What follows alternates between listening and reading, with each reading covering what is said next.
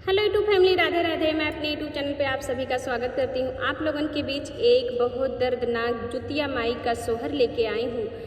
और देखिए, एक बाझिन की पुकार है, गंगा जी से अरज करती है, गंगा जी से पुकारती है, गंगा जी को कहती है कि हे गंगा जी, सब सखी हमार गंगा जी, सब सखी हमार जुतिया माई के व्रत रखे हैं न, जुतिया माई के पूजे जात हैं।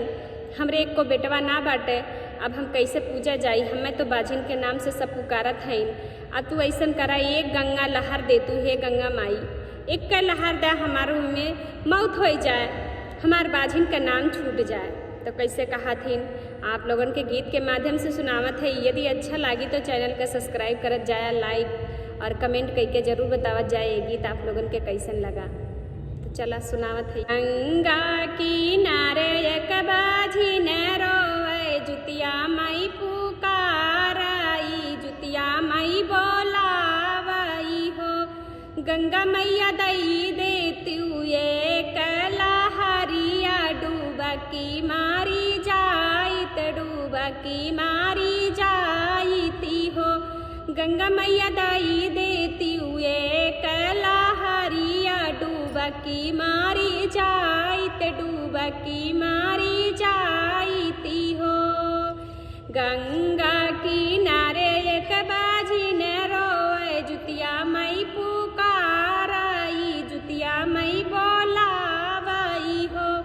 गंगा मैया दाई देती एक लहरिया, डूबकी मारी जाइत, डूबकी मारी जाइती हो। मैया छूटी जाते बाझिनी कना, मामा तो मुँह ना देखाई, ते मुँह ना देखाईती हो। मैया छूटी जाते बाझिनी कना, मामा तो मुँह ना देखाई, ते मुँह ना दिखाईती हो। गंगा जी से कहा थी कि हे गंगा माई, हमार क्यों ना सुनत बा? अब तो ही हमारे एक पुकार सुन ले तू, हमार बाझिन का नाम छूट जाता है। कहीं का ओकरे बाद देखत जा गंगा जी कैसे कहा थी, उन्हें समझावत थी। बीची धारा निकलाई गंगा मैया, रानी से पूछाई, बाझिन से पूछाई हो। रानी का मन संकट तुहरे जीरा, तो हम से बतावा, तो हम का गहराई हो। रानी का मन संकट तोहरे जीरा, तो हम के गहरायु, तो हम के बोलायु हो। अब गंगा जी पूछा थीन, जुतिया माई दोनों बहन मिलके उनसे हेल्प करा थीन। लास्ट में उनका गोद भरी दे थीन दोनों बहन मिलके। आप लोग गीत को फुलवाज करत जाया, देखत जा काव कहा थी निकरे आगे। बीती गाए सागरी उमरिया, लालन मुख नहीं देखो, लालन मुख नहीं देखो हो। मैया भाई हैं कमन गलतिया, तो यह दुख पायो, तो यह दुख पायऊ हो। मैया भायल बकमन गसुरावा, तो यह दुख पायो, तो यह दुख पायऊ हो। मैया नाही सूझ कामनो डगरिया, तो घाट तोहरे आयो, तो घाट तोहरे आयऊ हो। गंगा जी से विनती करत थीन और कहा थीन कि हे गंगा मैया, हम अब कौनो डगर ना देखत बा, कौनो राह ना दिखत बा हमें। अब इतना राह दिख बतावत जा कि ताकि हम बेड़ा पार हो जाई, वहाँ हमारा उद्धार हो जाए। हमरो ऐसन बेटा दे देते कि हमरो उद्धार हो जाए। हमहू तीन जुतिया माई के व्रत रखी। बाझिन कहा थीन बहुत रो रो के, उनके दिल में बहुत दर्द बाटे। आप लोग उनके दर्द को सुनत जा, काव कहा थीन। यतानी बचन सुने गंगा मैया, रानी के समझामाई, रानी के बोलामाई हो। यतनी बचन सुने गंगा मैया, रानी के समझामाई, रानी के बोलामाई हो।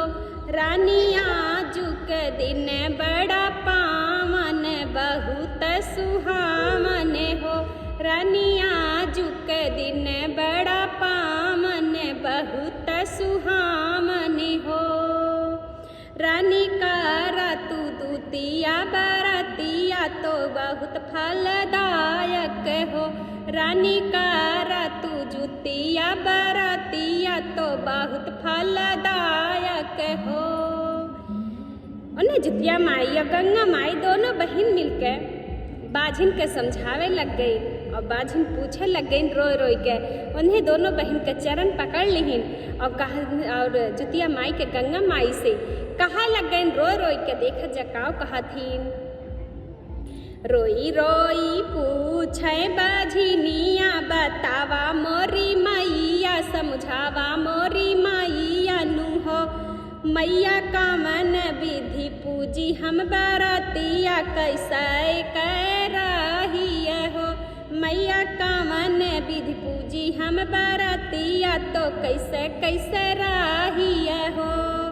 रोई रोई पूछे बाझिनिया बतावा मोरी मैया समझावा मोरी मैया नु हो। मैया कामन विधि पूजी हम बरातिया कैसे कैसे रही हो। मैया कामन विधि पूजी हम बरातिया कैसे कैसे रही हो। गंगा माई से और जुतिया माई से पूछे लग गए रोई रोई के। अब देखा जा गंगा माई और का बतावत हिन जुतिया माई का कहत दिन दिन राहु तू बरातिया तो पहिनु चुदरिया तो पहिनु चुदरिया तो पहिनु पियरिया नु हो। रानी नहाई खाई के उठायु तू बरातिया तो जुतिया पर बिया नु हो। रानी नहाई खाई करियु तू जुतिया तो जुतिया बरातिया नु हो। दिन दिन राहु तू बरातिया तो पहिनु चुदरिया तो पहिनु पियरिया नु हो। रानी नहाई खाई उठायु तू बरातिया तो जुतिया पर बिया नु हो। रानी नहाई खाई उठायु तू बरातिया तो जुतिया पर बिया नु हो। जुतिया माई कहे लग गई कि ए बाझिन ए रानी तू ऐसे ऐसे विधि कै नाऊ नहाय लुहू खाई लुहू और जुतिया माई के व्रत उठाई लुहू। गंगा जी कहा थीन कहा थीन नीरजल राहु उपास रानी उधारू मन में रानी धारी वासई हो।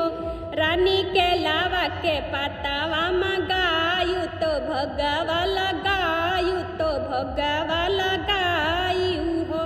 रानी के लावा के पतावा मगायु तो भगवा लगायु तो भगवा लगायु हो।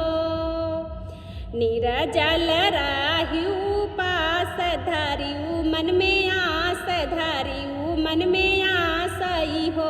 रानी के लावा के पतावा मगायु तो भगवा लगायु तो भगवा लगायु हो।